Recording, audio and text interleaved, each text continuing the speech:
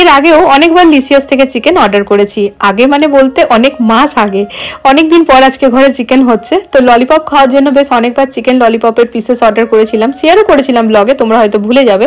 আমার ঘরে চিকেন একদমই নাকে বরাবর। তো যাই হোক, আজকে সকাল সকাল যখন ঠিক হলো কি চিকেন খাবো, তো বরকে বললাম লিসিয়াস থেকে অর্ডার করে দাও, বিকজ এত ফ্রেশ আসে যে কি বলবো, তোমরা দেখতেই পাচ্ছ রক্ত পর্যন্ত একটুও লেগে থাকে না। দেখো চিকেন না ভালো করে ধোয়া না হলে না মানে খেতে ঠিক মন করে না, সেই কারণে ঘষে ঘষে অনেকক্ষণ ধরে ধুতে লাগে। তো এবারে ব্যাস একদম পরিষ্কারই আছে, আর দুবার ধুয়ে নিলেই হয়ে যাবে। আজকে সকালের ইয়াম্মি ব্রেকফাস্ট। এটা কি বল? এটা হচ্ছে চিল্লা, আটার চিল্কা, যেটা কিনা খেতে খুব টেস্টি হয়েছে। Good morning friend. Good morning. তো এখন কটা বাজে? 11টা বাজে। 11টা লাঞ্চের টাইম হচ্ছে এবারে। জলখাবার খেতে বসেছি, এই যে নিয়ে চলে এসেছি দুজন মিলে। আটার ছিলকা। আজকে সকালবেলা ঘুম থেকে উঠে না ফ্রেন্ড, সিরিয়াসলি আমার রান্না বান্না করতে কিচ্ছু মন করছিল না, রান্না করতে না কোনো কাজ করতে। কিন্তু দেখো বিয়ের পর তো আর নিজের মন অনুযায়ী হবে না, সংসারের কাজ করতেই হবে, আর তারপরে মেয়েদেরকে স্কুলে পাঠানো ছিল। তো সেই জন্য কোনো রকম মনটাকে বুঝিয়ে ভাবলাম চলো চিড়ের পোলাও করি। চিড়ের পোলাও করতে চিড়ে বার করেছি, কিশমিশ বার করেছি, কিন্তু বাদাম খুঁজেই পাচ্ছি না। তবে বাদামের কিন্তু প্যাকেট আছে ফ্রেন্ডস, এটা ভেবো না আমার ঘরে বাদাম নেই। মানে আজকে যে প্যাকেটটা ছিলাম দুবার তিনবারই বানিয়েছিলাম, তো আছে, কিন্তু আমি খুঁজে পাচ্ছি না কোন ড্রামে রেখেছি। এবার সকালবেলা যে আমি ওই ড্রাম খুলে খুলে দেখবো, আমার মন করছে না। 3-4টে ড্রাম আছে, ক্যান্সেল, চিড়ের পোলাও ক্যান্সেল। রুটি আলু ভাজা না, রুটি তো কালকে লুচি খেয়েছি, রাতে রুটি খেয়েছি, রুটি আলু ভাজা করবো না। কি করবো লাস্টে কিচ্ছু বুঝতে না পেরে সুজির পায়েস করবো। সুজির পায়েস করতে গিয়ে দেখছি না সুজির প্যাকেট ঘরে নেই, পারন্তি। তাহলে এবার কি হবে? লাস্টে কিছু বুঝতে না পেরে ফ্রেন্ডস বাটিতে আটা বার করে আটাটাকে মিক্স করে, আমাদের বাড়ি ছিলকা সবাই পছন্দ করে কম বেশি, শুধু আমি ওই দই চলে এসে নিলাম। ওই দইটা অর্ডার করেছিলাম, দই আর সুজি, তো ওই দিয়ে গেল। তা আমাদের বাড়ি কম বেশি ছিলকা সবাই পছন্দ করে ফ্রেন্ডস, আমি শুধু আটা ছিলকাটা করতাম না। তো আনলাম থাক, নিজের কথা বাদ দাও, ওই আটা বার করে আটা ছিলকা বানালাম। তো মেয়েরা খুব তৃপ্তি করে খেয়েছে, নিয়েও গিয়েছে, ওদের খালি একটু ওই টমেটো কেচাপ চাই ওটার সাথে। আর তারপরে আমি বেশি করে লঙ্কা কুচি, বর কাটলো লঙ্কা পেঁয়াজ দিয়ে করে বানিয়েছি, দারুণ লাগছে খেতে, আমারও ভালো লাগছে। তো এই তো হলো জলখাবারের পর্ব। তারপরে মাঝখানে ডাস্টিং ক্লিনিং এগুলো সব করেছি, বোনটা ঘর মুছে গেছে।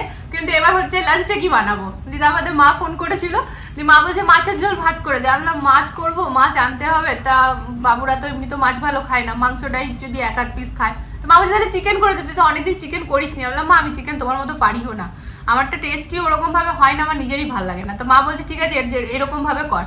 বরকে বললাম লিসিয়াস থেকে চিকেন নিয়ে আসতে, 1/2 কিলো আনালাম। তো 1/2 কেজি আনিয়েছি ফ্রেন্ডস, আমরা 4 জন আছি তো খুব বেশি তো আর আমরা খাই না, সেই জন্য 1/2 কেজি আনিয়েছি।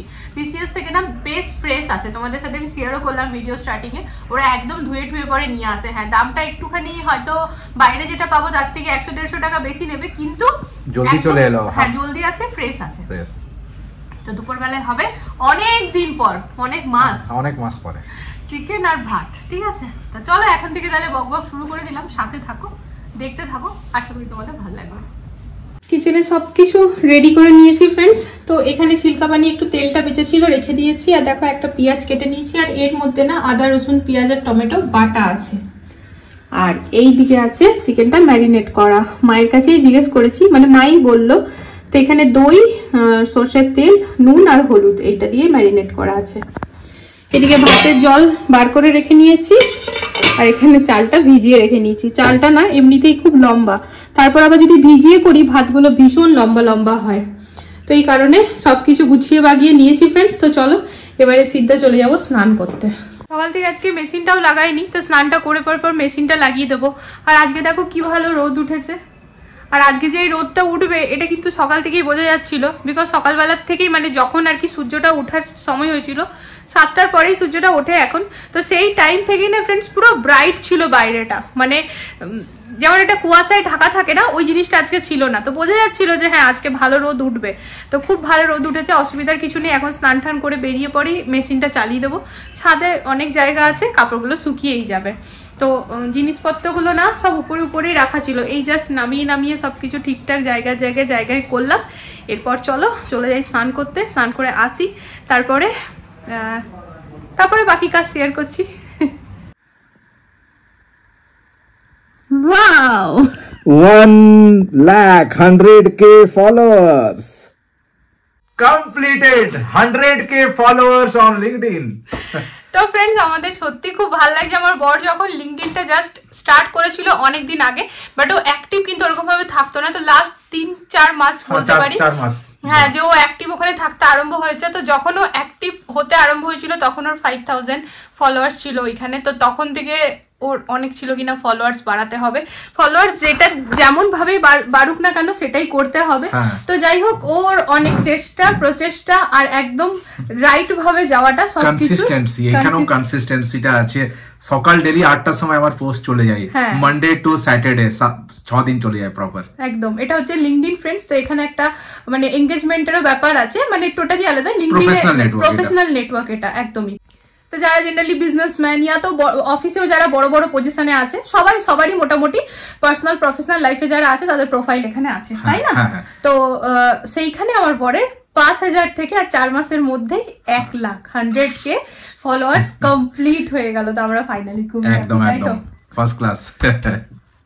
গোটা দিনে মোটামুটি একবার অন্তত বোনের সাথে ভালো করে কথা বলি, ভালো লাগে, ওরও ভালো লাগে আমারও ভালো লাগে।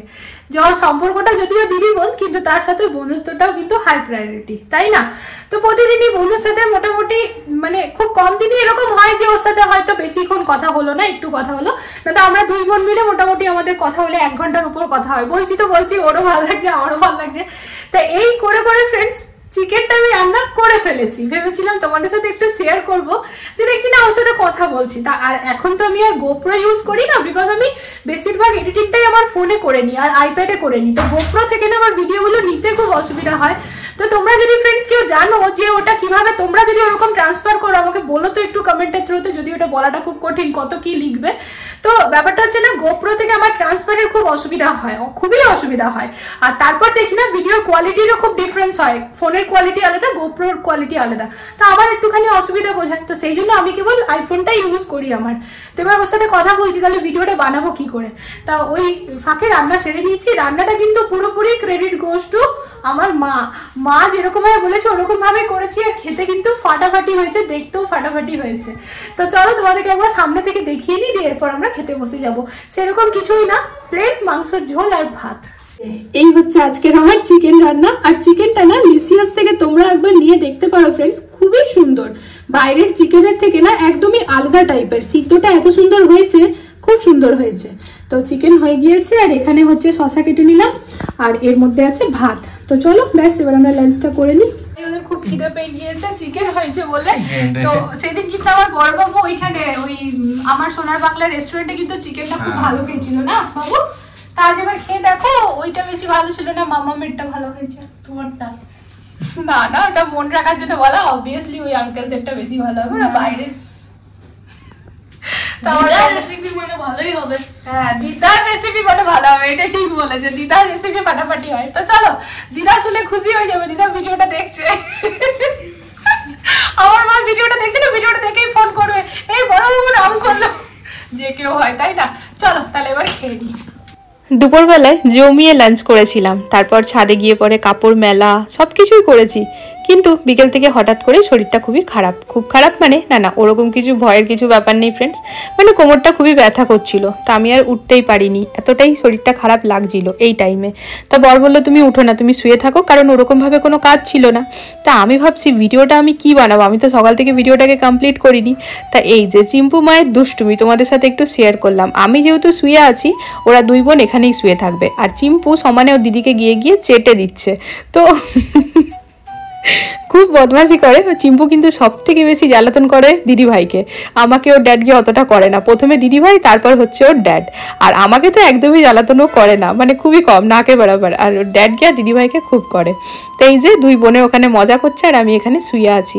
তো যাই হোক ফ্রেন্ডস, আজকে রাতে আর কোনো ভিডিও শেয়ার করছি না, কালকে দেখা হচ্ছে। So hey friends, good morning. আজকে হচ্ছে নেক্সট ডে মর্নিং। আগের দিন যেহেতু শরীরটা একটু খারাপ ছিল, বর কিন্তু ভালোই রেস্ট দিয়েছিল, বললো তুমি রাতে একদম উঠবে না। রাত্রেবেলায় বলতে গেলে সবাই শুকনো খাবার খেয়েইছি আমরা, মানে আমি আর রাতে কোনো রান্না করতে পারিনি। বর বিশেষ করে মানাও করেছিল যে না দেখো শরীর টরি খারাপ হলে একদিন রেস্ট করে নাও, তারপর তুমি ঠিক হয়ে যাবে। আর যদি ওইটা নিয়ে জোর করে করি তাহলে তো প্রবলেম আরও বেশি বেড়ে যায়। তো এখানে ছাদে চলে এসেছি কাপড় মেলতে। আর আজকে যেহেতু স্যান্ডউইচ খাওয়ার কথা হয়েছে, তা বরই ওইগুলোর ব্যবস্থা করছে। ওগুলো জলখাবারটা আমি দেখে নিচ্ছি, তুমি বাকিগুলো দেখো। না একটা কথা বলতেই হবে, বরটা যেহেতু ভালো আমার ওরকম কোনো অসুবিধা হয় না ফ্রেন্ডস, মানে শরীর খারাপ হোক যাই হোক সব কিছু খুব সুন্দর ম্যানেজ হয়ে যায়। তো দেখো রোদটা কত সুন্দর উঠছিল, এই রোদ উঠাটা দেখে না আমার মনটা খুবই ভালো হয়ে গিয়েছিল। আগের দিন অনেক কাপড় কাচা হয়েছিল, তো কাপড়গুলো ভালো করে শুকিয়েছিল না, ভাবলাম রোদটা ভালো করে উঠছে চলো শুকিয়ে যাবে, কিন্তু না হঠাৎ করে উঠতে উঠতে পুরো একেবারে মেঘ ছায়া করে গেল। মানে পুরো দিন যে ভেবেছিলাম একদম কড়া রোদ পাবো, আগের দিন যেরকম পেয়েছিলাম সেটা কিন্তু পাইনি। তো কাপড় ঠাপড় মেলা হয়ে গিয়েছে, এবার যাবো নিচে, আর বর বানিয়েছে গ্রিন টি আর কুকিজ, চলো খেয়ে নি। না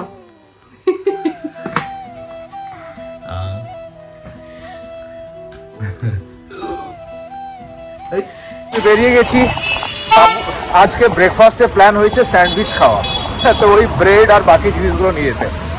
একটু একটু রোদ আছে বাট মেক করে আছে আজকেও। চলো, তো ব্রেডের স্যান্ডউইচের জিনিস আর বাকি কিছু সবজি নেওয়ার আছে, আজকে হবে দুপুরে খিচুড়ি।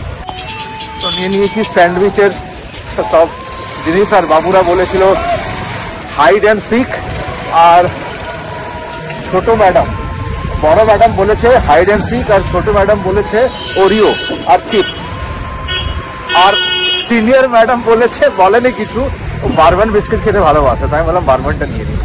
তো নিয়ে নিয়েছি ফাইনালি। এবারে যাচ্ছি সবজির ওইখানে।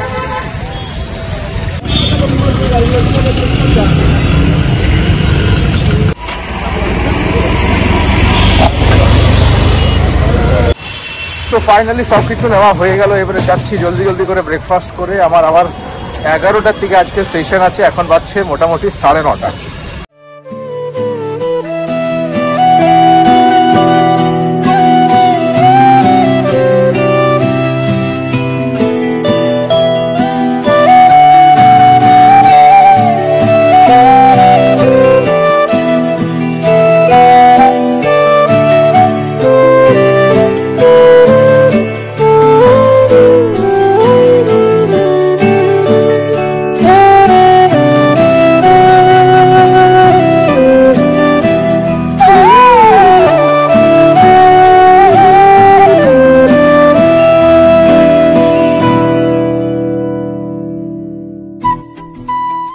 অনেকের ঘরেই দেখেছি ছেলেরা কোনো কাজ করতে গিয়ে পরে বলে যে না এটা মেয়েদের কাজ, কেন করব, মেয়েদের কাজ মেয়েরাই করবে, ঘরের কোনো কাজ ছেলেরা করবে না। কিন্তু সত্যি কথা বলতে আমি আমার বাবাকেও দেখেছিলাম, আবার আমার বরকেও দেখি, আমার বাবাও কিন্তু এরকমই ছিল, ঘরের কোনো কাজ ছেলে মেয়ে বলে হয় না। বাবা কিন্তু বাড়িতে প্রচুর হেল্প করতো মায়ের, এই যেমন হয়তো কাপড় কাচা আছে মেলে দিল, বা হয়তো তরকারি একটু নেড়ে দিল, একটু কেটে দিল, এগুলো আমি দেখেছি, ছোট থেকেই দেখে বড় হয়েছি। তবে আমার কপাল খুবই সেই বিষয়টাতে খারাপ যে বাবাকে বেশি দিন কাছে পাইনি আমি বুনু দুজনেই। তবে সেদিক থেকে আবার বলতে গেলে আমার বরকেও দেখি ফ্রেন্ডস, ও কিন্তু খুবই ভালো, কোনোদিন এটা হয় না যে না তুমি এই কাজটা করবে না, এটা আমার কাজ বা এটা তোমার কাজ, সবটা সবার কাজ, ওই বলে আমাকে। মেয়েদেরকে এখানে স্নান টান করিয়ে একেবারে হেয়ার ড্রায়ার দিয়ে চুল শুকিয়ে দিয়েছি, ওরা দুজন মিলে বসে পেয়ারা খাচ্ছে। আর আজকে হবে যেহেতু স্যাটারডে খিচুড়ি, তা খিচুড়িটা গোবিন্দভোগ চালের আমার বর কিন্তু ভীষণ পছন্দ করে, আর তার সাথে আমিও, তো এই জন্য গোবিন্দভোগ চাল মুগের ডাল দিয়ে করছি, ফুলকপি গাজর মটরশুঁটি টমেটো দিয়ে পরে, আর এদিকে করছি বেগুন ভাজা।